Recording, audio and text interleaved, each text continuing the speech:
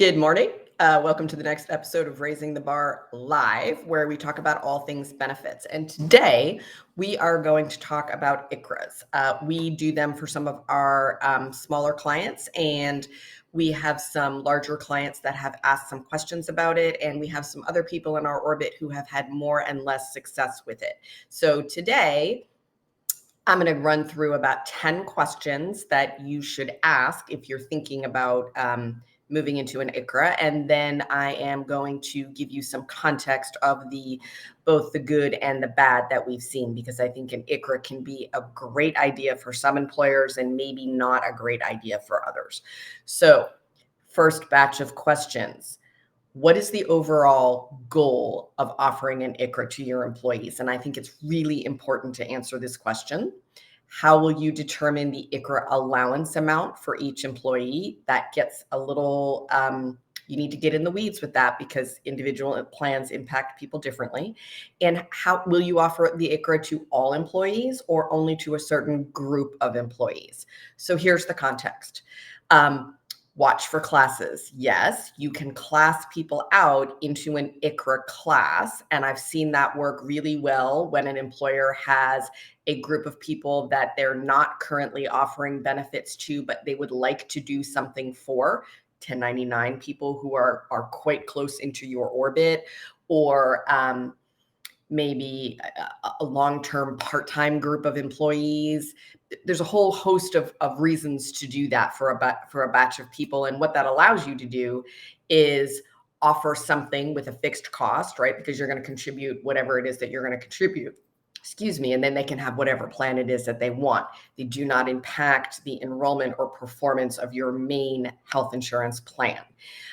The other thing to watch for with ICHRAs is, with an ICHRA, that stands for Individual Contribution Health Reimbursement Account, the employee will be going on to the individual exchange to get their health insurance. So they'll be subject to whatever it is in the marketplace, and they will pay the premium at their age. So if they're 25 or 35 or 45 or 55, that's what they pay.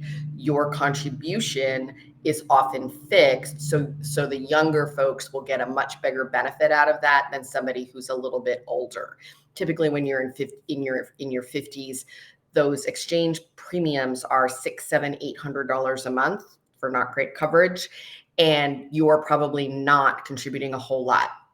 The other thing to consider is that if you offer an ICHRA, the employee is not eligible for a subsidy on the exchange. And a lot of times that's not communicated very well. So be aware of those couple of things. Next batch of questions.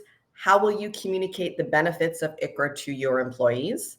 How will you ensure compliance with the IRS and requirements?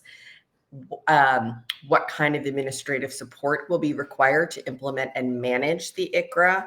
Ask good questions here. It's a different process. And what kind of record keeping and reporting will be required? So to make this to make this work well, you need a TPA, a third-party administrator, who will handle all of the record keeping for you. Most TPAs do a really great job at that. Sophie agrees. However, you need to do what the TPA asks you to do. It's really important. And final batch of questions.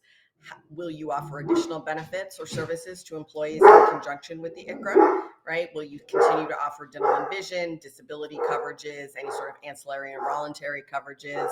Will you continue to do that, or will you stop those as well?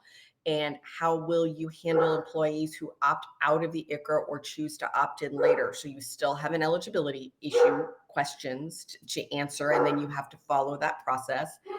And finally, how will you measure the success and impact of the ICHRA on your business and your employees? I've seen employers be told, oh, this gets everything out of your office. Kind of. You still need to do the record keeping, and you still need to make sure that people follow the process, and you still need to make sure that all the I's are dotted and the T's are crossed. And I don't think this is an overly difficult process, but it is a different process. So if you have any questions, Let me know what you think, and we'll see you next week. Bye-bye.